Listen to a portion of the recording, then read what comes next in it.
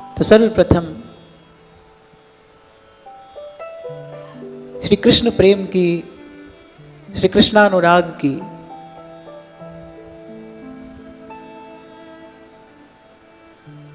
साकार मूर्ति स्वरूपा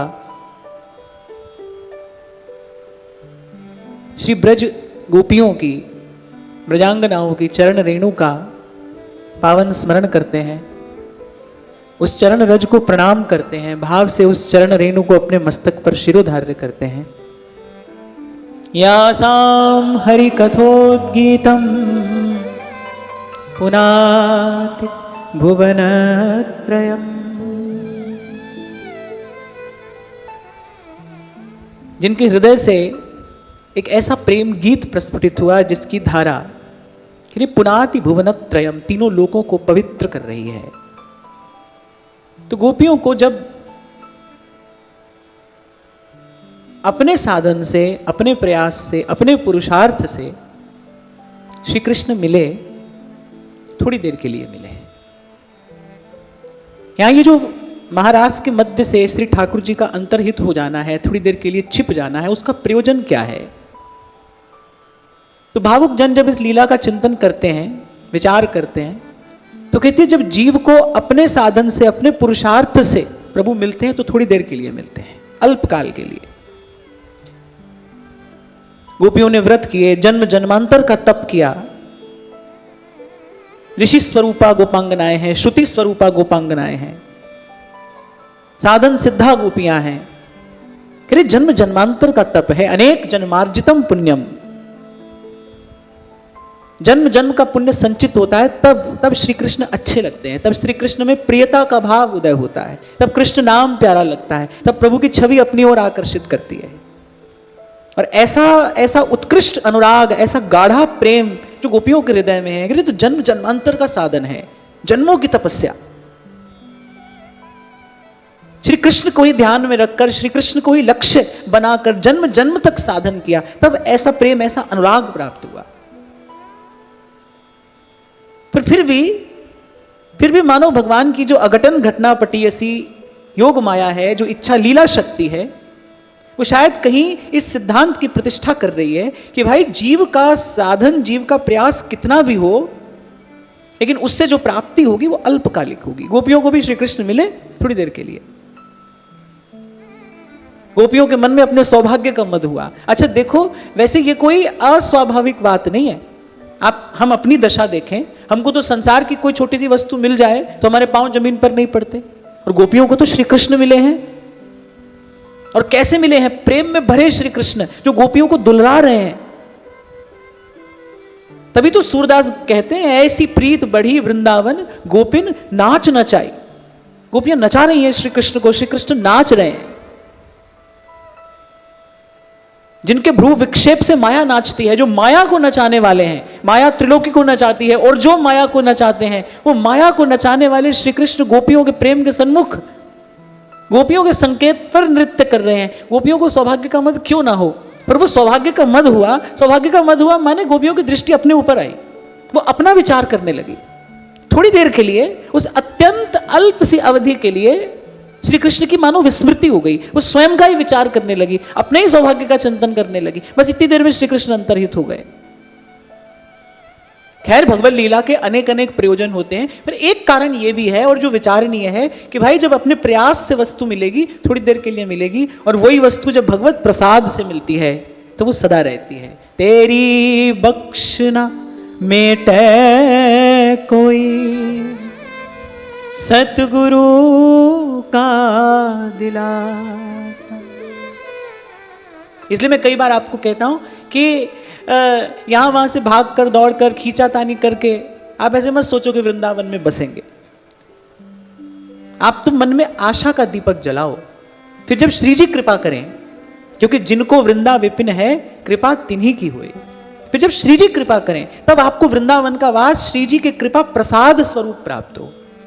इसमें आप अपना प्रयास मत करना, इसमें आप अपनी खींचातानी मत करना। सब रसिकों का यही अनुभव है कि जब वृंदावन की प्राप्ति श्री जी की, आचार्यों की, रसिक जनों की कृपा से होती है, तभी वृंदावन के वास का वास्तविक फल, वास्तविक सुख प्राप्त होता है। तो जब श्री कृष्ण अंतर्हित हो गए, छिप गए, और कभी कभी ऐसा भी होता है जब वस्तु बहुत सहजता से प्राप्त हो जाए, जब वस्तु बहुत निकट रहने लगे ना, तो कभी कभी उसका अवमूल्यन हो जाता है। ये ऐसा मानव मन है, ये मनुष्य का स्वभाव है। जब वस्तु प्राप्त हो जाती है ना, जब वो बहुत सहजता से उपलब्ध हो जाती है, जब वो बहुत सुगम हो जाती है, तब मनुष्य कभी कभी उसकी अवहेलना कर बैठता है, जाने अनजाने कभी कभी उसका अवमूल्यन हो जाता है। पर एक बात मैं आपको अपनी ओर से कहता हुआ आगे चलूं, हम भले हवा पानी को सहज सुगम समझें, क्योंकि सहजता से सबको उपलब्ध है ना, पर आप इसको सहज सुगम तो समझना, लेकिन आप कभी इसको सस्ता नहीं समझ लेना। एक क्षण के लिए यदि ये ना मिले तो जीवन पर संकट उपस्थित हो सकता है। तो ऐसा नहीं है कि जो वस्तु सहज हो, जो वस्तु सुगम हो, वो वस्तु सस्ती भी हो। नहीं, हो सकता है वो बड़ी मूल्यवान हो सकता है हमारा जीवन उस पर निर्भर करता हो। तो बस कुछ ऐसी घटना घटी और श्री कृष्ण अंतर्हित हो गए। और जब अंतर्हित हुए, जब छिप गए, तब गोपियों ने देखा कि अरे जीवन का आधार ही मानो खो गया, ये तो प्राणों पर संकट उपस्थित हो गया। अब तो गोपी कहती है कि मेरे जिए ना एक पल चैन, और फिरूं दिन रैन, शाम को पाती भिजवा दो, मोहन को पाती भिजवा दो। और बस वो आकुल व्याकुल, वो विरह की वेदना से व्यथित गोपियां जब सब और ढूंढ कर थक कर हार गई, और कहीं कोई संकेत ना मिला, और वैसे भी खोजने से प्रभु नहीं मिलते, खोजने से प्रभु नहीं मिलते। पहला संदेश जो गोपी गीत देता है वो क्या देता है कि भाई प्रभु खोजने से नहीं मिलेंगे। जब श्री कृष्ण की बात हो तो ध्यान रखना कि वो खोजने से नहीं मिलेंगे, वो तो पुकारने से मिलेंगे। तो गोपियों के जब सब साधन छूट गए, ये जो प्रभु को पुकारना है ना, ये निस्साधन का साधन भी है और ये सर्व साधनों का साधन भी है। केवल प्रभु को पुकारना, प्रभु के लिए प्रभु को पुकारना, प्रभु के प्रेम में भरकर प्रभु को पुकारना, भगवत भाव में भरकर प्रभु को पुकारना। और मैं तो एक और बात का भी आज आते आते विचार कर रहा था कि भक्त कवि कहते हैं अति सूधो स्नेह को मार्ग है। कह रहे जो प्रेम का मार्ग है ना, कह रहे अति सूधो माने बिल्कुल सीधा है, इससे सीधा और कोई मार्ग ही नहीं है। इससे सीधा, इससे सरल, इससे सुगम और इससे सरस, कह रहे कोई और मार्ग नहीं है। अति सूधो स्नेह को मार्ग है। करना क्या है? रख शीस सदा तुम चरणन पे, निज हसुअन से पग धोता रहूं। प्रेमी भक्त मांगता क्या है?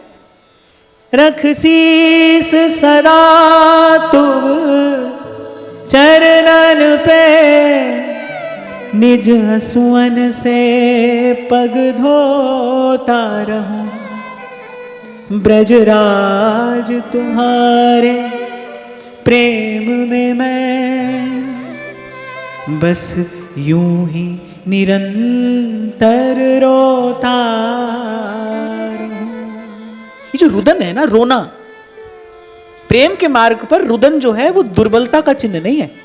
अच्छा, वैसे भी अगर प्रेम की बात ना हो तो भी ये बड़ा भ्रम है कि दुर्बल व्यक्ति रोता है। नहीं, दुर्बल व्यक्ति नहीं रोता है, जीवित व्यक्ति रोता है।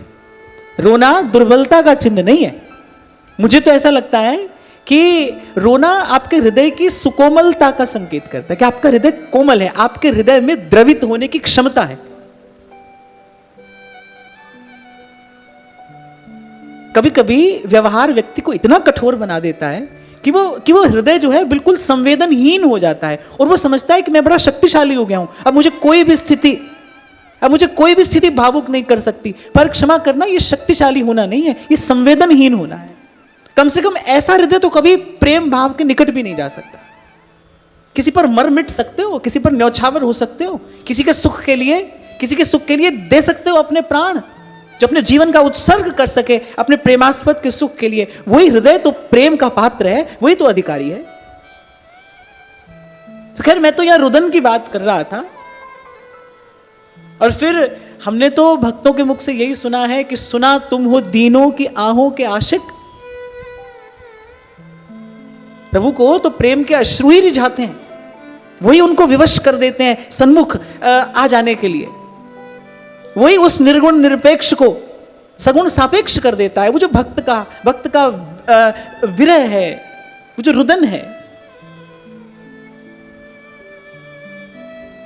तो इसलिए मैंने कहा ये जो प्रेम में भाव में भरकर प्रभु को पुकारना है, ये निस्साधन का साधन भी है, ये सर्व साधन का साधन भी है। और भक्ति मार्ग के आचार्य भावुक जन कह रहे अति सुधो स्नेह को मार्ग है। कितना सीधा रास्ता है, बस प्रभु का नाम लेते लेते प्रेम में भाव में भरकर उनको पुकारते चलिए।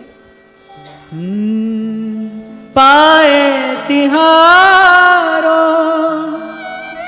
प्रेम किशोरी, छकी फिरो मैं ब्रज की खोरी, तुम गुण गाऊं दिवस बिताऊं,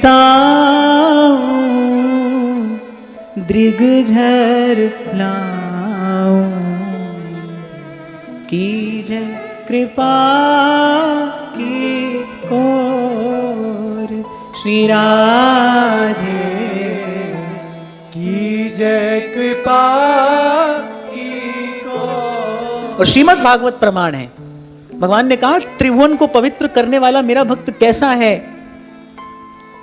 वो समस्त ऐश्वर्य समस्त सिद्धियों से युक्त है, उसमें अमुक शक्ति है ना। भगवान कह रहे त्रिभुवन को पवित्र करने वाला मेरा भक्त कैसा होता है। वाग गदगदा द्रवते यस्य चित्तम, कह रहे जिसकी वाणी गदगद है, जिसका चित्त द्रवीभूत हो रहा है। हसत्य भीक्षणम रुदति क्वचित्, कभी हंसता है कभी रोता है।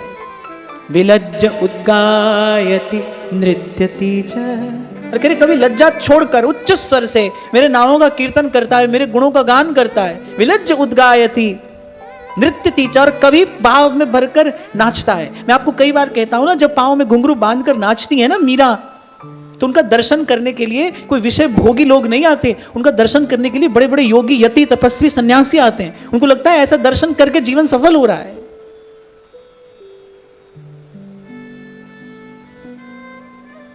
विलज्ज उद्गायति नृत्यति च, और भगवान करे ऐसा कोई मेरा भक्त, एक भक्त मद भक्ति युक्तो भुवनम पुनः, केवल इस संसार को नहीं करे सकल भुवन को पवित्र करता है।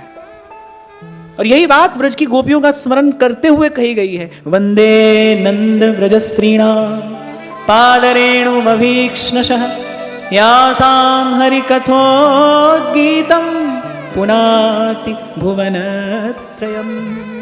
एक बात गांठ बांध कर रख लेनी चाहिए अपने पास कि इस सगल अस्तित्व में पावन करने की, पवित्र करने की, निर्मल करने की क्षमता केवल प्रेम में है, सामर्थ्य केवल प्रेम की है, न किसी जप में, न तप में, न किसी और किसी साधन में। केवल प्रेम पवित्र कर सकता है।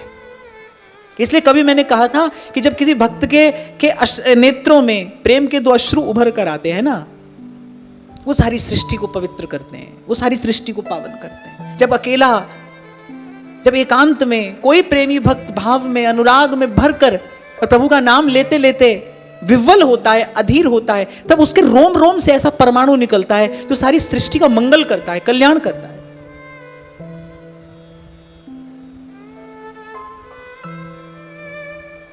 आप देखो वहां केदार खंड में भगवान नर नारायण तपरत हैं, तपस्या कर रहे हैं। किसके लिए? लोक के मंगल के लिए, लोक के कल्याण के लिए। तो आप ये ना समझना कि जो संसार की भीड़ में रहकर सदुपदेश दे रहा है वही सृष्टि का मंगल कर रहा है, उसी से कल्याण हो रहा है ना। क्या पता किसी कोने में कोई एकांतिक भक्त प्रेम में भाव में भरकर अपने प्रियतम को रिझा रहा हो। उसकी ऐसी कोई चेष्टा नहीं है, उसका ऐसा कोई संकल्प नहीं है, पर उसके रोम रोम से स्वतः ऐसा परमाणु निस्सृत होता है जिससे आपका मेरा हम सबका मंगल होता है। मैं आपको एक बात अपने अनुभव से कह रहा हूं, ये जो हम जैसे जीवों के मन में ये जो भजन करने का थोड़ा भाव जगता है ना, हम जैसे जीवों के मन में ये जो सत्संग के प्रति थोड़ी रुचि है, ये ऐसे ही एकांतिक भक्तों के भजन का ही सुफल है। ये एकांतिक भक्तों के भजन का प्रसाद है। ये जो भक्त अकेले, तभी नारद जी भक्ति सूत्र में कह रहे हैं भक्ता एकांतिनो मुख्या, वो जो एकांतिक भक्त हैं वो मुख्य हैं। उन्हीं की कृपा से आप हम भजन कर रहे हैं। नहीं तो आप एक बार इस बात का विचार करो, कितना मैला कुचैला हमारा मन है। और आप देखो आज बाहर की परिस्थितियां कितनी विकृत हो गई हैं, और कहां देवादिकों को भी दुर्लभ भगवत भजन का ये भाव है। आपके मेरे जीवन में ये जो आता है, आ रहा है, जो हमें मिल रहा है ना, ये ऐसे ही एकांतिक प्रेमी भक्तों के उस निष्काम भजन का प्रसाद है जो आपको मुझे प्राप्त हो रहा है। तो बड़ा सीधा मार्ग है भाई, श्री कृष्ण तक जाने का मार्ग तो बड़ा अति सुधो स्नेह को मार्ग है। बस जो हृदय है ना, वो स्नेह सिक्त रहे। आपको गत सत्र में मैंने कहा था, प्रयास करना कि हृदय की भूमि कभी सूखने ना पाए। एक उदाहरण मैंने आपको दिया था कि जैसे पौ मांग का महीना होता है तो 2-3 दिन में पानी देना पड़ता है पौधे को, ना भी दो तो चलता है। पर जेठ का महीना होता है तो 2 बार पानी देना पड़ता है, क्योंकि सूर्य का ताप ऐसा है, जो भूमि है वो बड़ी जल्दी सूख जाती है, शुष्क हो जाती है। ऐसे ही आज जो है ये देखो कैसा घोर कलिकाल उपस्थित है। चारों ओर से विकारों की तो पवन बह रही है, अन्न जल वायु सब तो विकृत हो गए हैं। तो समय ऐसा है कि हृदय की भूमि बड़ी जल्दी शुष्क हो जाती है। इसको द्रवीभूत किए रहने के लिए ये भीगी रहे, हृदय की भूमि भीगी रहे, इसके लिए तो यही साधन है, बस प्रेम में भाव में भरकर प्रभु को पुकारना। और यही गोपियों ने किया, और ये साधन अपनाकर गोपियों ने आपको मुझे हम सबको संकेत किया, भाई ये निस्साधन का साधन है। जब कोई साधन काम में न आए, जब किसी भी प्रकार से आपकी बात न बने, मन को मुरली की धुन का सहारा मिले, तन को यमुना का शीतल किनारा मिले, डाला विषयों ने बचा लो प्रभु मेरे जर्जर है पांव, संभालो प्रभु अपने चरणों की छाँव, बिठालो प्रभु। बस प्रभु को पुकारना, रूखे सूखे मन से पुकारना आरंभ करना। पुकारते पुकारते पुकारते पुकारते मन भाव में भीग जाएगा। पर मेरा कहने का तात्पर्य यह है, किसी और साधन को नहीं पकड़ना है। सबसे पहले तो यह मान लेना है कि हम में कोई साधन करने की क्षमता ही नहीं है, हम में कोई सामर्थ्य नहीं है। तभी मेरे महाप्रभु जी कह रहे हैं, यत् तन्नाम स्फुरति महिमा एष वृंदावनस्य। और यहां गोपियों ने भी सबसे पहले जय घोष किया, सबसे पहले जय जयकार किया। ये जो जय शब्द है उत्कर्ष सूचक है, और जब इस जय शब्द का संयोग प्रभु से हो जाता है ना, फिर ये जीवन में मंगल का आधान करता है। ये एक प्रकार से ये मंगल का बीज मंत्र है, जय जय। मोर मुकुट शिरधारी की जय जय, गोवर्धन गिरिधारी की जय जय, वृंदा विपिन विहारी की जय जय, बोलो श्री कुंज बिहारी की जय जय, बोलो श्री कुंज बिहारी की जय जय।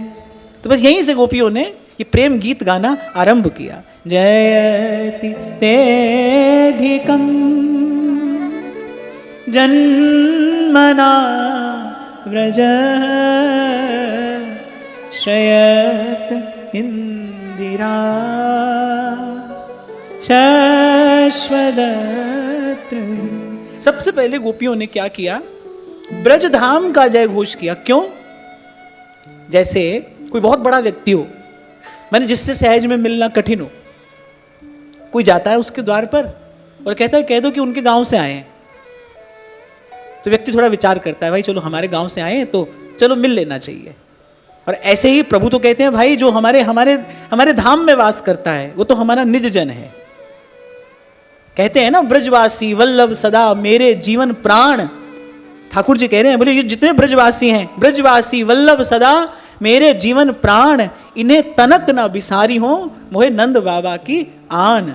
आपको सुनाया था मैंने, श्री गोपालाचार्य जी महाराज सुनाते थे कि जिसने जगत जननी श्री जानकी जी की थोड़ी निंदा की, जब नरक ने भी उसके लिए द्वार बंद कर दिया तो प्रभु ने उसके लिए एक नया वैकुंठ रच दिया। बोले ये हमारे धाम का वासी है, ये अवध वासी है, इसका हम त्याग नहीं कर सकते।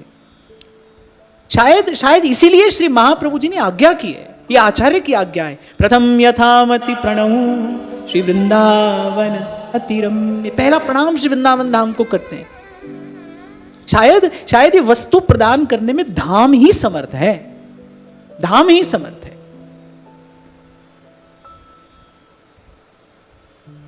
मुझे तो लगता है कि ऐसा विचार करूं तो कभी कभी मन में ऐसा भाव आता है कि देखो, धाम की कृपा से ही तो हमको नाम भी मिला। हम नाम की जो महिमा गा रहे हैं वो नाम भी तो हमको धाम की कृपा से मिला। पहले तो जीव वृंदावन ही आता है ना, वृंदावन आने के बाद ही वृंदावन की कुंज गलियों में भटकते भटकते राधा वल्लभ और कुंज बिहारी रसिकों की कृपा से कुछ कुछ भाव में, कुछ अनुभव में आते। तो सबसे पहली कृपा तो धाम की है ना। इसलिए गोपियों ने सबसे पहला जयघोष जो किया वो ब्रज धाम का किया। प्रभु को स्मरण दिला रही है कि हम आपके ब्रजवासी हैं, आप हमसे ऐसे कैसे निष्ठुर हो सकते हैं, इस प्रकार हमको इस प्रकार छोड़कर आप कैसे जा सकते हैं। जैसे होता है ना किसी को वास्ता देना, तो ऐसे गोपी इस पहली पंक्ति में वास्ता दे रही है कन्हैया को कि देखो हम ब्रजवासी हैं।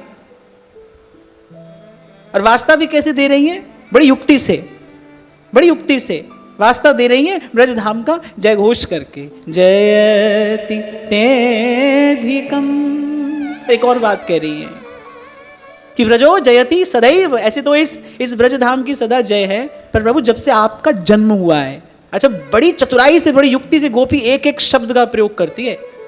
ये नहीं कह रही है कि आप यहां प्रकट हुए हो, ये भी नहीं कह रही है कि आपका अवतार हुआ है, कह रही है आपका जन्म हुआ है यहां पर। माने ये ब्रजवासियों का प्रेम ऐसा है, ये ब्रज की रज का कुछ अद्भुत प्रभाव ऐसा है कि इसने आप अजन्मा को भी जन्म लेने पर विवश कर दिया। आप यहां पर जन्म लिए हैं।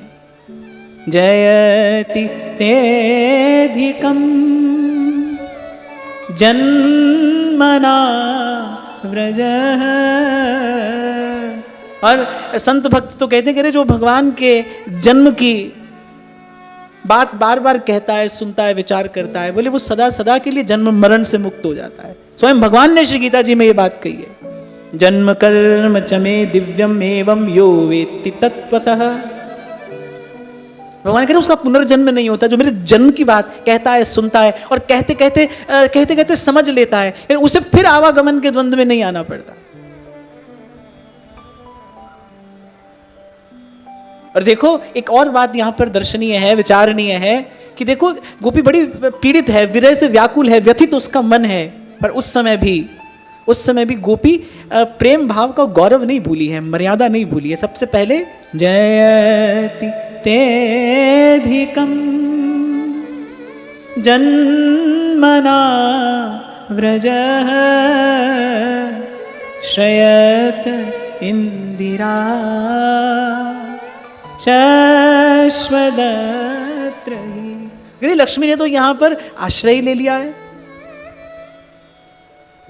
माने वैकुंठ छोड़कर आ गई है इंदिरा। क्यों? क्योंकि इस समय ब्रज की जो शोभा है, इस समय ब्रज की जो महिमा है वो वैकुंठ से भी अधिक है। समस्त भगवत धामों में वैकुंठ जो है वो सर्वोपरि है, सर्वोत्कृष्ट है। पर कह रहे प्रभु आपके यहाँ आ जाने से इस ब्रज धाम की महिमा वैकुंठ से भी अधिक हो गई है। लक्ष्मी भी वैकुंठ छोड़कर यहाँ ब्रज में आ गई है, ब्रज की रज में वास कर रही है। ऐसा संतों का कहना है, ब्रज की रज में लक्ष्मी का वास है। तभी तो व्यास जी कह रहे हैं, व्यास भक्ति को फल लयो श्री वृंदावन की धूल। समस्त पादुका आदि व्यवधानों को छोड़कर श्री कृष्ण यहां पर विचरण करते हैं। तो इसी रज में लक्ष्मी ने अपना स्थायी वास बना लिया है।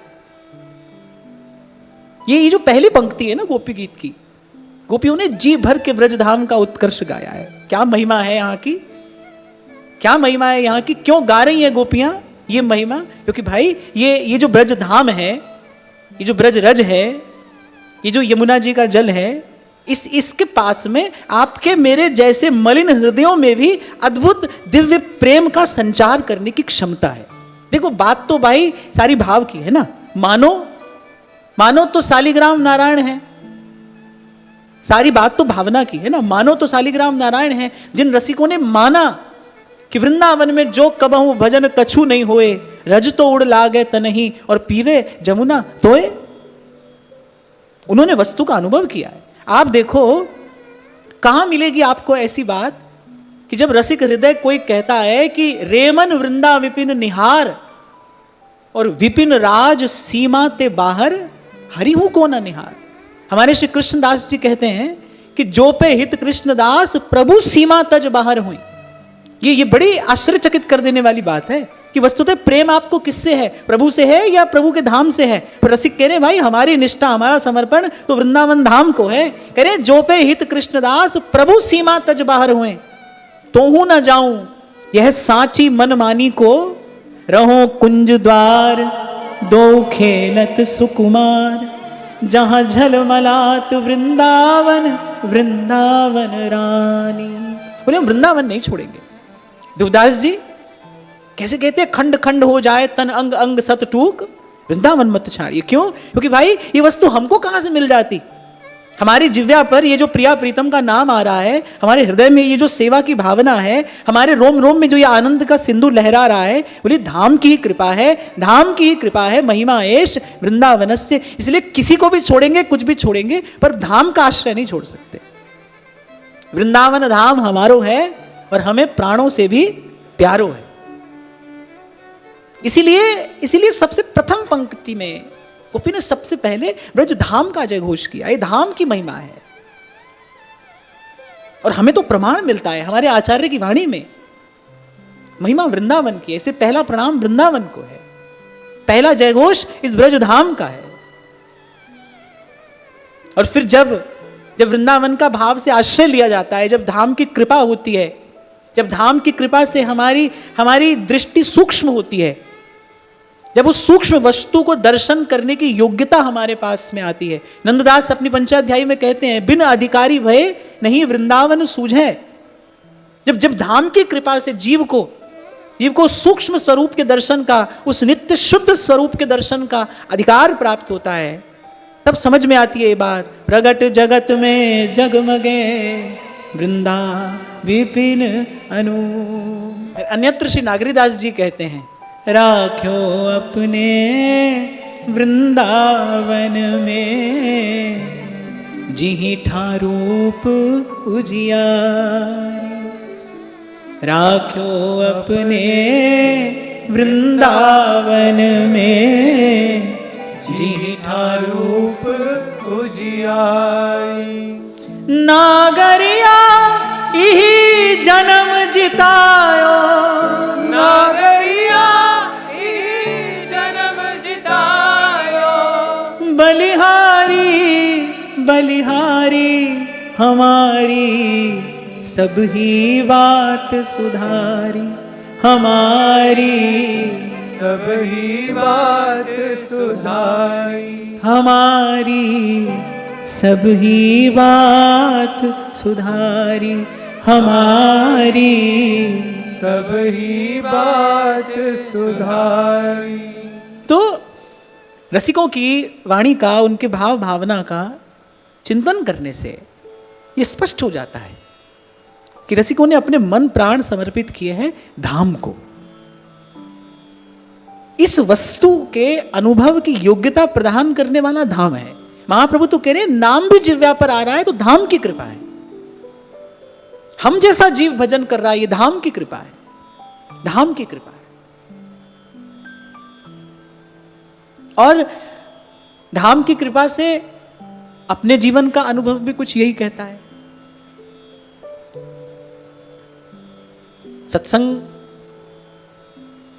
कथन श्रवण तो कई वर्षों से हो ही रहा था,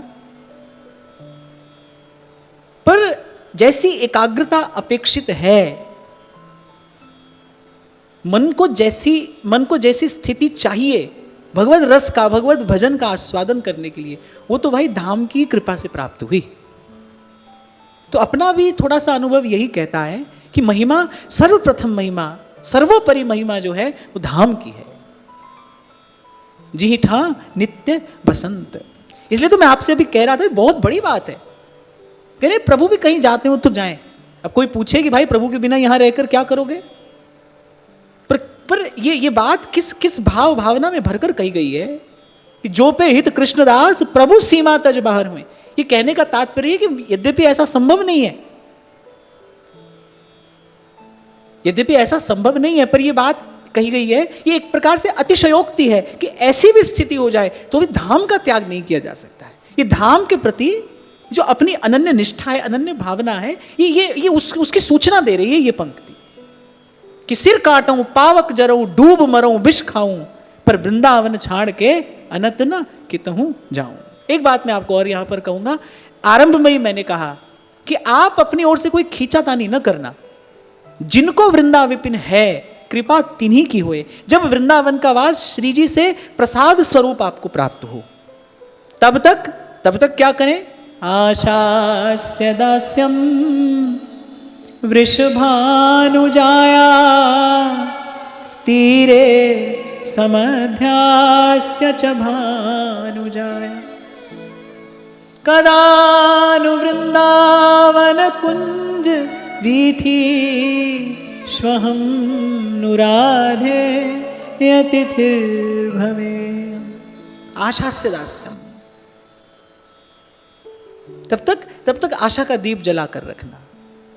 तो इस प्रकार ब्रजधाम का जयघोष करने के बाद फिर गोपी कहती है, दैत दृश्यता दीक्षुतावका स्त्वयि धृता सव स्वाम विचिन्वते। फिर दर्शन दीजिए। बस एक बार अपनी झलक दिखाइए। आपके दर्शन के बिना ये मन प्राण व्याकुल हैं। अब यहां से गोपी प्रेम की परिपाटी सिखाएगी कि प्रेमी की सबसे पहली चाह क्या है, कि उस प्रियतम का दर्शन होता रहे, दूर से निकट से कैसे भी बस प्रियतम का दर्शन होता रहे। आपसे कह रहा था ना, ये ऐसा लगता है कि जैसे ये हृदय का और नेत्रों का झगड़ा है। दिल कहता है तुम सुंदर हो, आंखें कहती हैं दिखलाओ। प्रेमी का जो हृदय है वो प्रेमास्पद को स्मरण किए बिना नहीं रह सकता। जो प्रेमी हृदय है वो एक क्षण के लिए भी प्रेमास्पद का विस्मरण कैसे करेगा? नारद जी तो भक्ति सूत्र में कह रहे तद्विस्मरणम परम व्याकुलतेति। एक क्षण के लिए भी अगर विस्मृति हो जाए तो मन प्राण व्याकुल हो जाए, छटपटाने लगे। तो जो हृदय है वो निरंतर याद करता है, और निरंतर याद करने से क्या होता है? नेत्रों की जो दर्शन लालसा है, वो जो छटपटाहट है, वो और बढ़ती चली जाती है। दिल कहता है तुम सुंदर हो, आंखें कहती हैं दिखलाओ। तुम यूं हो के सामने आते नहीं, तुम यूं हो के सामने आते नहीं। एक बात मैं और कहूंगा आपसे कि प्रभु के दर्शन के बाद क्या होता है ये कोई नहीं बता सकता। ये तो अनुभव रूपम, ये कहा नहीं जा सकता है। एक बार एक व्यक्ति ने मुझसे पूछा था, मैं शायद कहीं बंबई में था, मुझे जब दर्शन होता है तो फिर क्या होता है? मैंने कहा ये मत पूछो दर्शन होता है तो क्या होता है, ये पूछो दर्शन कैसे होता है। दर्शन होता है फिर क्या होता है ये बताने वाला आज तक कोई मिला नहीं। जो जाने सो कहे नहीं, जो कहे सो जाने ना। भट्ट जी संकेत करते हैं, फिर कासो कहूं कौन पति आवे, कौन करे बकवाद, और कैसे कह जात गदाधर गूंगे को गुड़ स्वाद। ये नहीं कोई बता सकता है कि दर्शन के बाद कैसा अनुभव हो रहा है। आजकल तो YouTube पर वीडियो आता है ना, महाराज जी को दर्शन हुए, कब हुए, कैसे हुए, शंकर जी के दर्शन हुए, हनुमान जी के दर्शन हुए, श्री कृष्ण के दर्शन हुए। अच्छा ये और आता है पहली बार हुए, दूसरी बार हुए। तो इस चक्कर में ज्यादा आना नहीं, क्योंकि जिसको दर्शन होता है वो कहने योग्य नहीं रहता है। मैं तो आपको ये कह रहा था कि दर्शन के बाद क्या होता है ये तो कहने वाला कोई नहीं है, क्योंकि मन वाणी के पास ऐसी सामर्थ्य नहीं है। केवल दर्शन की लालसा, केवल दर्शन की इच्छा ही मन से सारी सांसारिक वासनाओं को विदा कर देती है। केवल दर्शन की इच्छा, केवल लालसा। दर्श तेरे की प्यास मन लागी। मैं तो कहता हूं एक प्रेमी का, एक प्रेमी उपासक का लक्ष्य ही यही हो, बस दर्शन लक्ष्य ना हो। दरस तेरे की प्यास मन लागी। सूरदास लिखते हैं, निस दिन बरसत नैन हमारे, सदा रहत पावस ऋतु हम पर, सदा रहत पावस ऋतु हम पर, जब से शाम सिधारे। श्री मीराबाई सा गाती हैं, शाम बिना जग खारो लागे, शाम बिना जग खारो लागे, जगरी बाता काची, मायरी माय सावरे रंग राची, सावरे रंग राची। और यही प्रेमी के नेत्रों का श्रृंगार है। प्रियतम के दर्शन की लालसा, प्रेमाश्रुओं से भीगे नयन, यही एक प्रेमी के नेत्रों का श्रृंगार है, यही उसका धन, उसकी संपत्ति, यही उसकी शोभा है। आपको पहले भी कभी कहा था ना मैंने कि प्रेम का उद्गम होता है हृदय से, लेकिन प्रेम का जो स्थायी निवास है वो नेत्रों में है। प्रेम जो रहता है वो नेत्रों में रहता है, हृदय से उद्भूत होता है, नेत्रों में अपना निवास बनाता है। लेकिन हृदय और नेत्रों के बीच में जिह्वा है, अगर वो बात प्रकट हो जाए तो फिर प्रेम अपने उत्कर्ष तक पहुंचता नहीं है, बीच में ही विदा हो जाता है। और प्राय करके यही होता है, यही होता है जब साधक अपनी स्थिति, अपने अनुभव, अपनी अनुभूति प्रकट करता है, बस वहीं से वो जो आस्वादन है प्रेम भाव का वो शिथिल पड़ जाता है और प्रेम का परिपाक नहीं होता। इसलिए ध्रुवदास जी ने कहा है, स्नेह में गोष्ठी कहां, बोले प्रेम में बात क्यों करनी है, क्या बात करनी है, क्यों बात करनी है? क्योंकि बात करने से, प्रेम की बात करने से तो प्रेम के भाव की हानि होती है, वो भाव शिथिल पड़ जाता है।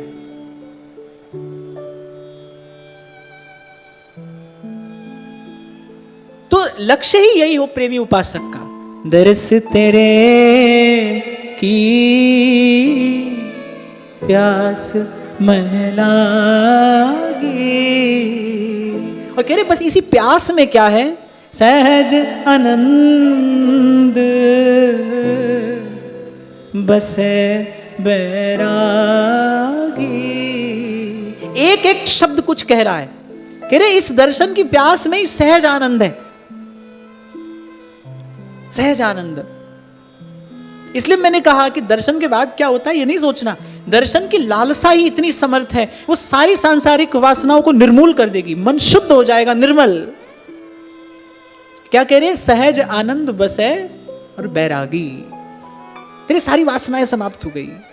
कबीरा मन निर्मल भया, कैसे हो गया, दरस तेरे की प्यास मन लागी। अभी तो भाई हम इस लालसा से निरे वंचित हैं। अभी तो संसार का रूप अपनी ओर आकर्षित करता है, संसार का रूप देखकर फिर उसके निकट जाने का, उसको स्पर्श करने का, उसको भोग लेने का संकल्प मन में जागृत होता है। कहां बाईसा कहती हैं, दरस बिन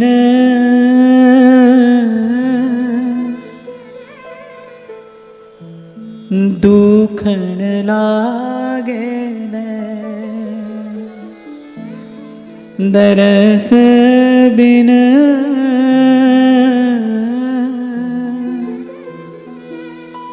दुखन लागे न, दरस बिन दुखन लागे नैन। ये गोपियों की इस समय दशा है, अरे नेत्र दुख गए, अश्रु बहा बहा कर, दैत दृश्यता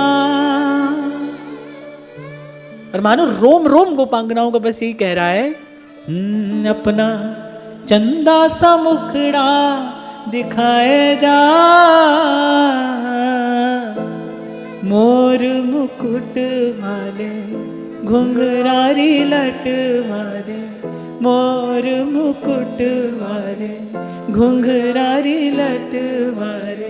अब तो मन प्राण केवल इसी हठ पर अड़े हैं, कन्हैया तुम्हें एक नजर देखना है, कन्हैया तुम्हें एक नजर देखना है। टपकते हैं दृग बिंदु तुमसे ये कह कर, टपकते हैं दृग बिंदु तुमसे ये कह कर। ऐसे तो सब भक्त कवियों की वाणी में अपनी विशेषता है, अपना सौंदर्य है, पर कुछ कुछ पंक्तियां ऐसी होती हैं जो आपके भीतर रच बस जाती हैं। ऐसे ये दो पंक्तियां हैं, रख शीस सदा तुम चरणन पे, निज असुअन से पग धोता रहूं, ब्रजराज तुम्हारे प्रेम में मैं बस यूं ही निरंतर रोता रहूं, बस यूं ही निरंतर रोता रहूं। और क्या कहता है वक्त का हृदय, टपकते हैं दृग बिंदु तुमसे ये कह कर, टपकते हैं दृग बिंदु तुमसे ये कह कर। सही कहा है किसी ने, प्रेम की गंगा उल्टी बहती है। भक्त कह रहा है कि मैं भिगोऊंगा तुम्हें, तुम्हें अपनी उल्फत में, तुम्हें अपनी उल्फत में तर देखना है, कन्हैया तुम्हें एक नजर देखना है, कन्हैया तुम्हें एक नजर देखना है। तो हृदय जो है वो निरंतर प्रियतम की स्मृति में है, और वो गाढ़ी होती स्मृति, जब स्मृति गाढ़ी हो जाती है तब दर्शन की लालसा जगती है। अभी हमारी दशा कैसी है ना, थोड़ी देर के लिए स्मरण हुआ फिर नहीं हुआ, नहीं, हमारी दशा तो थोड़ी देर के लिए स्मरण हुआ फिर बहुत देर के लिए नहीं हुआ, फिर क्षण दो क्षण के लिए याद आई, और फिर वही संसार की उलझन, फिर वही द्वंद, फिर वही विचार, फिर वही व्यवहार। जब स्मरण निरंतर होता है, निरंतर, तब दर्शन की लालसा उद्भूत होती है। जैसे जब दूध को जमा दिया जाता है तो दही हो जाता है, दही हो गया माने अब उसमें स्थिरता आ गई, अब उसमें गंभीरता आ गई। सीधे दूध से माखन नहीं निकाला जा सकता है, दही भी दूध से ही बना है, पर सीधे दूध से आप माखन नहीं निकाल सकते। माखन के लिए जिसका भोग प्रभु को लगेगा, प्रभु को कौन खींच कर लाता है? गोपियों के घर का माखन चोर को बुला लेता है, खींचे चले आते हैं प्रभु, एक एक घर में जाकर माखन चुरा रहे हैं, माखन का भोग लगा रहे हैं। ये बड़ी सुंदर बात है, बड़ी विचारणीय बात है। दूध के चोर नहीं है, छाछ के चोर नहीं है, रे माखन चोर हैं। और माखन कहां से आया है? पहले दूध से दही बनी, तो पहले याद गाढ़ी हो, उसमें स्थिरता आए, उसमें गंभीरता आए, पहले भगवत स्मृति जीवन में स्थिर हो, सतत निरंतर भगवत स्मरण हो, भगवत चिंतन हो, तब दर्शन की लालसा उद्भूत होती है। जो दर्शन की लालसा है ना, वो माखन है। आगे कहेंगे ना श्री सुखदेव जी महाराज, रुरुदुहु सुस्वरम राजन कृष्ण दर्शन लालसा। जब लालसा हो गई गोपियों के हृदय में भरपूर, तब श्री कृष्ण आए। कन्हैया कब आएंगे? कन्हैया तो लालसा रूपी माखन का भोग लगाने के लिए आएंगे। वो लालसा रूपी माखन बनेगा कैसे? पहले उसके लिए निरंतर स्मरण रूपी दही चाहिए। तो जो आपका मेरा हृदय है ना, इसीलिए इसको उपासना के संस्कार से सुसंस्कृत करने की आवश्यकता है। गुरुजनों की, आचार्यों की कृपा से पहले हृदय को उपासना के संस्कार से सुसंस्कृत किया जाता है। दूध को पहले सुसंस्कृत किया जाता है, पहले दूध को औटाया जाता है। अच्छा, सीधे ही कच्चे दूध में भी जमावन नहीं लगाया जा सकता, एक प्रक्रिया है ना। पहले दूध को औटाया जाएगा, फिर औटा कर फिर उसमें जमावन दिया जाएगा, फिर थोड़ा धीरज रखना पड़ेगा, फिर दही को बिलोया जाएगा, फिर जाकर कभी माखन हाथ में आएगा, और फिर ये तो माखन चोर हैं, ये तो माखन का भोग लगाएंगे। तो ये दर्शन की लालसा है जिसकी आज हम बात कर रहे हैं। ये कहां से आएगी? ये आएगी निरंतर स्मरण से। जब तक स्मरण निरंतर नहीं होगा, इसलिए गोस्वामी जी कह रहे हैं, अब प्रभु कृपा करहु की भांति, सब तज भजन करो दिन राति। यहां पर दर्शन की लालसा से सहज आनंद बसे बैरागी, चरण कवल की आस प्यारे, और जम कंकर नस गए बिचारे, नानक की अरदास सुने जय। बस यही मांगते हैं आपसे, यही मांगते हैं आपसे। तो गोपी कह रही है दर्शन दीजिए, आपको देखना है, आपको निहारना है। तुम यूं हो के सामने आते नहीं, तुम यूं हो के सामने आते नहीं, हम कह दे के देखो ये बैठे। और गत सत्र में मैंने आपसे कहा था, जब कोई प्रभु के अतिरिक्त प्रभु से कुछ मांगता है ना, ठाकुर जी बड़ी जल्दी उसको देकर विदा कर देते हैं। लेकिन जब कोई प्रभु से प्रभु को मांगता है, जब कोई दर्शन की लालसा लेकर जाता है, जब कोई प्रेम का एक बिंदु प्राप्त करने के लिए जाता है, फिर बड़ी देर तक प्रभु उसको खड़ा रखते हैं अपने द्वार पर। उसे कहते हैं तुम बार बार यही प्रार्थना करो, तुम बार बार कहो, हमको ये सुनने में बड़ा आनंद आता है। अगर मांगते ही दे देते प्रभु, तो फिर ये भक्तों की ऐसी सुंदर सुंदर वाणियां हमारे पास कहां से आती? ये जो भक्तों ने प्रेम भाव में भरकर गाया गाते रहे, गाते रहे।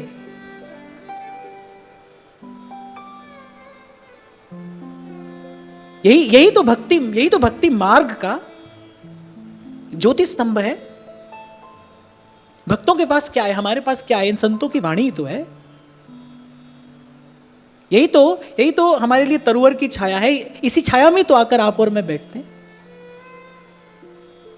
तो गोपियों ने प्रेमालाप आरंभ किया हृदय में बैठे श्री कृष्ण के साथ। मैंने कहा भगवान अंतर ध्यान नहीं हुए, अंतर्हित हुए, छिप गए, गोपियों के हृदय में छिप गए, हृदय गुहा में छिप गए भगवान। और वहीं से ये वार्तालाप आरंभ हुआ।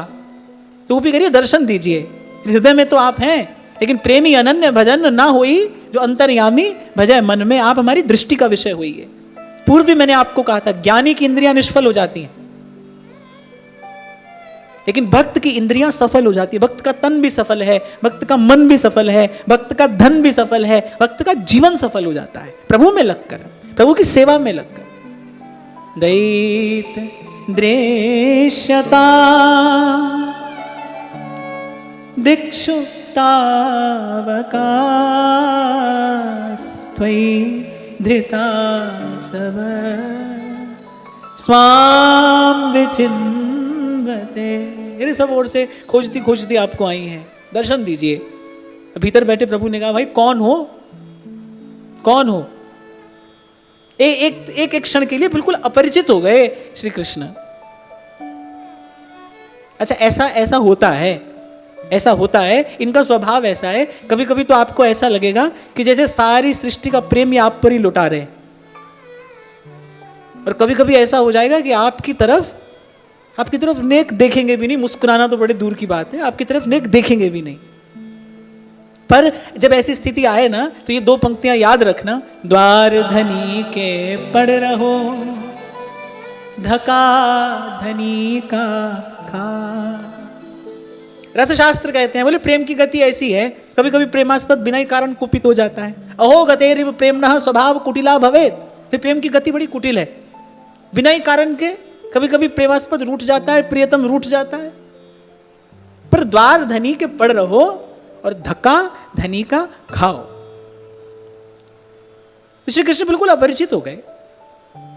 पर ये अपरिचय क्यों, ऐसी निष्ठुरता क्यों? केवल भक्तों के सुख का विस्तार हो, लीला रस के विस्तार के लिए। तो श्री कृष्ण ने कहा भाई कौन हो? अब जैसे आपके द्वार पर कोई आया, आपको मिलना है, आप पूछोगे ना कौन आया है? आप द्वारपाल से पूछोगे, पहले पूछो कौन है, ऐसे श्री कृष्ण ने पूछा कौन? पर गोपियां तो भाव सिद्धा हैं, उनका भाव सिद्ध हो गया है, ज्ञान भी परिपूर्ण है, भक्ति भी परिपूर्ण है, वैराग्य भी परिपूर्ण है। भक्ति, ज्ञान और वैराग्य गोपियों में अपनी परिपूर्ण अवस्था में सर्वोत्कृष्ट स्थिति में विराजमान है। इसीलिए गोपी भागवत है, गोपी स्वयं भागवत है। कौन?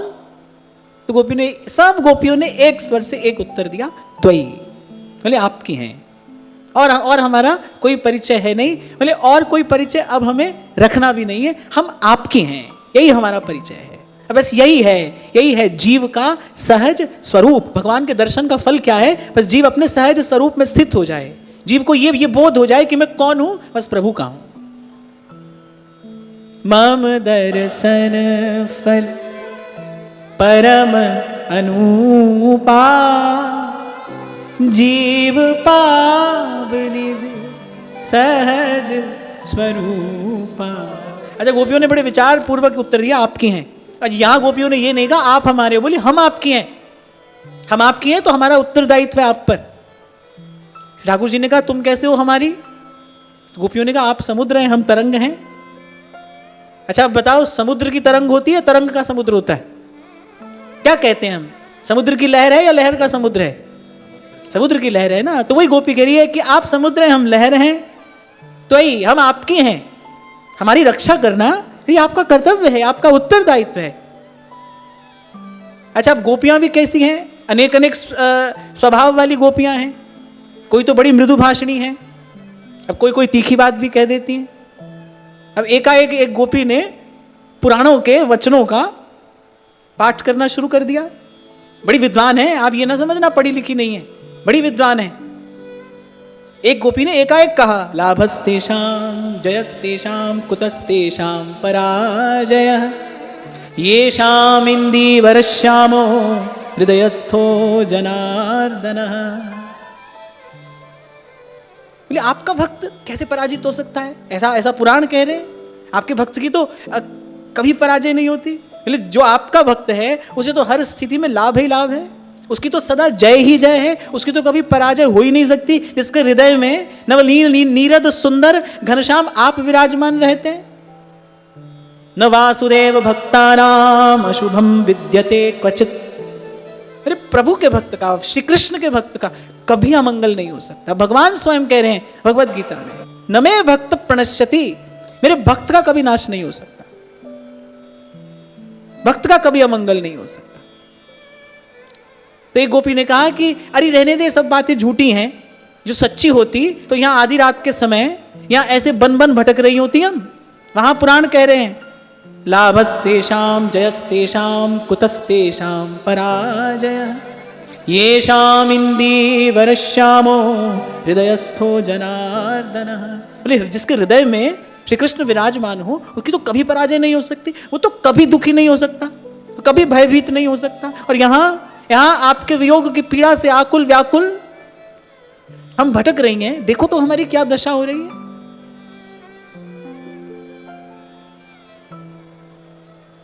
देखो जो निष्काम भक्ति है ना, जो निष्काम भक्ति है वो भक्त को भगवान के हृदय का स्वामी बना देती है। भगवान स्वयं कह रहे हो भगतन को दास, भगत मेरे मुकुट मणि। एक बार हमने श्री नंददास जी द्वारा कृतरास पंचाध्याय की यहाँ चर्चा की, एक बार श्री दामोदर स्वामी जी कृतरास पंचाध्याय की चर्चा की। उसमें मैंने देखा ना, दर्शन किया कि कैसा कैसा अद्भुत वार्तालाप गोपियों और श्री कृष्ण के मध्य हुआ है। कैसे कैसे प्रश्न श्री कृष्ण ने पूछे और गोपियां कैसे श्री कृष्ण को उत्तर देकर निरुत्तर करती चली गई। गोपियों का एक एक जवाब लाजवाब है, माने उसके बाद कोई प्रश्न रहा ही नहीं। ये सारी युक्ति, ये सारा चातुर्य कहां से आता है? इसका मूल क्या है? निष्काम भक्ति। जो निष्काम भक्ति है, आनुकूल्येन कृष्णानुशीलनम सभक्तिरुत्तमा, ऐसी भक्ति भावना जो है वो भक्त को भगवान के हृदय का स्वामी बना देती है। मैं तो कई बार आपसे कहता हूं ना, भक्त केवल कहने को ही भक्त है, वो केवल कहने को दास है, वो केवल कहने को दास होता है। वस्तुतः तो उसका प्रभु के हृदय पर अधिकार हो जाता है। गोपियों ने कहा आपकी हैं। अरे वेद कह रहे हैं द्वासुपर्णा सयुजा सखाया समानम वृक्षम परिशस्व जाते। गोपियों ने कहा झूठी कर दीजिए वेदवाणी, ये सब पुराणों के जो वचन हैं बोले इन सबको झूठा कर दीजिए, और अगर ये सच्चे हैं तो फिर हमारी सुध लीजिए। अगर ये सब सत्य हैं, अगर वेदवाणी सत्य है, अगर पुराणों के वचन सत्य हैं, अगर आप इनका आदर करते हैं, फिर हमारी सुध लीजिए, फिर हमारी सुध लीजिए और दर्शन दीजिए। दैत दृश्यता, आपको खोजते खोजते आई हैं, आपकी हैं, आपके दर्शन की आशा से ही हमने अपने प्राणों को धारण किया है, आप में अपने प्राणों को पधरा दिया है हमने। श्री कृष्ण ने पूछा ना कि अगर हमारे दर्शन ही तुम्हारा जीवन है, अगर हमारे दर्शन से ही तुम्हारा जीवन है, तो फिर जैसे ही अदर्शन हुआ तुम्हारे प्राण छूट क्यों नहीं गए?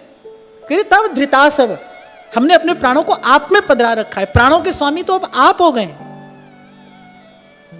श्री गोस्वामी जी रामचरितमानस में इस स्थिति का वर्णन करते हैं बड़ा सुंदर। श्री हनुमान जी कहते हैं कि श्री जानकी जी की कैसी स्थिति है, नाम पाहरू दिवस निसी। अरे कोई ये ना सोचे कि प्रभु के वियोग में इतने समय तक प्राण कैसे धारण किए हैं। अरे सुनिए, नाम पाहरू दिवस निसी, ध्यान तुम्हार कपाट। अरे जिह्वा पर दिन रात आपका नाम रहता है और समस्त इंद्रियों पर आपके ध्यान का कपाट लगा है। ध्यान माने सब इंद्रियों का वो जो बहिर्गमन है वो बंद हो जाना। जब जब इंद्रियां अंतर्मुखी हो जाएं, उसी को ध्यान की अवस्था कहते हैं। कह रहे प्रत्येक इंद्रिय पर आपके ध्यान का कपाट लगा है। नाम पाहरू दिवस निसी, ध्यान तुम्हार कपाट। लोचन निज पद जंत्रित, जाहि प्राण के ही बाट। प्राणों को भी जाने के लिए कोई मार्ग तो चाहिए ना, किसी मार्ग से तो प्राण जाएंगे। मेरे सारे मार्ग तो अवरुद्ध हैं। नाम पाहरू दिवस निसी, आपका नाम दिन रात पहरा दे रहा है। श्वास श्वास में, श्वास श्वास में प्रभु वो आपका नाम जपती हैं। निरंतर आपकी स्मृति बनी है, आपके ध्यान ने समस्त इंद्रियों पर कपाट लगा दिया। प्राण जाए कहां से? ठाकुर जी ने पूछा, बोले अब तक प्राण कैसे धारण किए हो भाई? तुम कहती हो तुम्हारी हैं, तुम्हारे दर्शन की आशा में हमने जीवन धारण किया है, तुम्हारा दर्शन ही हमारा जीवन है, फिर अब तक जीवन कैसे धारण किया है? तो अनुभवी जन कहते हैं, बोले कि कैतव रहितम प्रेम न तिष्ठते मानुषे लोके। इस संसार में निष्कपट प्रेम नहीं होता। कैतव रहितम प्रेम, कैतव माने कपट, कैतव रहितम प्रेम न तिष्ठति मानुषे लोके। बोले पहली बात तो मनुष्य लोक में, यहां संसार में निष्कपट प्रेम होता ही नहीं है। और यदि भवति न तस्य विरह, और यदि हो जाए तो फिर उसमें विरह नहीं होता, और यदि विरह हो जाए कोई फिर जीवन नहीं रहता। इसका प्रमाण मिलता है ना। श्री बीठल दास जी के कान में बस सूचना पड़ी, यह निष्कपट प्रेम। और बस एक बात कान में पड़ते ही श्री बीठल दास जी ने अपने पंच भौतिक देह का त्याग कर दिया। शास्त्र कह रहा है ये बात, कैतव रहितम प्रेम न तिष्ठति मानुषे लोके। यदि भवति न तस्य विरह, यदि हो जाए तो फिर विरह संभव नहीं है। और सति विरह को जीवती, और यदि विरह हो जाए फिर जी कौन सकता है? तो ठाकुर जी ने उदाहरण दिया। तुम कहती हो कि तुम्हारा प्रेम निष्कपट है, जबकि निष्कपट प्रेम का तो यह लक्षण है कि प्रेमास्पद का वियोग होते ही और तत्काल प्राणों का परित्याग कर दिया जाए। तो गोपी ने कहा हमने पहले ही आपको उत्तर दे दिया। तब धृता सव स्वाम विचिन्नते, प्राणों को तो हमने आप में पधरा दिया है, प्राण तो आपको निवेदन कर दिए। प्राणों के स्वामी तो अब आप हैं, जीवन धन तो आप हैं, वस्तु तो आपकी है, और हम भी आपकी हैं, आपकी हैं, आपकी हैं, और केवल आपकी हैं। केवल आपके दर्शन की लालसा ही हमारा जीवन है। इसलिए दैत दृश्यता दिक्षुतावका त्वयि धृतासव स्वाम विचिन्वते। अब हमारे अवगुणों की ओर न देखिए, हमारी अल्पता, हमारी मूढ़ता, हमारे दोषों का विचार न करिए, अपनी ओर देखिए और हमें दर्शन दीजिए। तो आज की वार्ता यहीं श्री लाडली लाल जी के श्री चरणों में निवेदन करते हुए महाराज श्री के चरणों में प्रणाम। आप सब के हृदय स्थित प्रभु को, प्रेम प्रभु को नमः।